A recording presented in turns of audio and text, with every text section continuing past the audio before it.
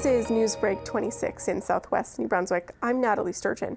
Here's what's happening in our part of the world. A group of women in Charlotte County are stitching kindness back into the community. Take a look at the ladies who are laughing out loud in the name of good deeds. There is laughter coming from inside the Wesleyan Church on Mondays. They don't taste right. There's something. It's because a group of crafters are lending a crochet hook for a good cause. Susan Kelly moved to St. Andrews from Ontario and wanted a way to meet people but also give back. So she started a Project Linus chapter for Charlotte County. Like an explosion. Within the first year, we made over 200 blankets. Just amazing. And people have been so generous, and it's been a lot of fun. The blankets eventually get donated to organizations who need them, but also individuals who might need a bit of comfort. Basically, my aim, to be honest, is to give a blanket to every kid in Charlotte County. Wouldn't that be nice? And kids are really stressed these days. Kelly says there's no specific criteria for getting a blanket, but knows there is a need. But the group also provides the people who make the blankets with something special too. Such a wealth of warmth to my life, like having a blanket.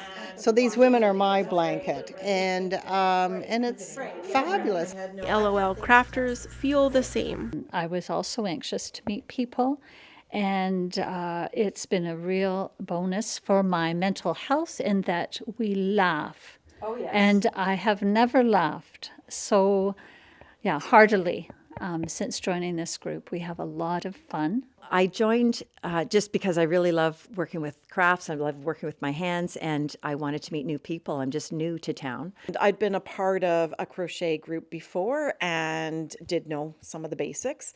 And I liked the idea of us crocheting blankets again for a purpose. So, And like the many wound up balls of yarn, the generosity and laughter in this group is plentiful. In St. Stephen, councillors will see a cost of living increase annually after changes to a new bylaw. Here's more on that story. Councillors in St. Stephen have asked staff to amend a bylaw to allow for an annual cost of living increase.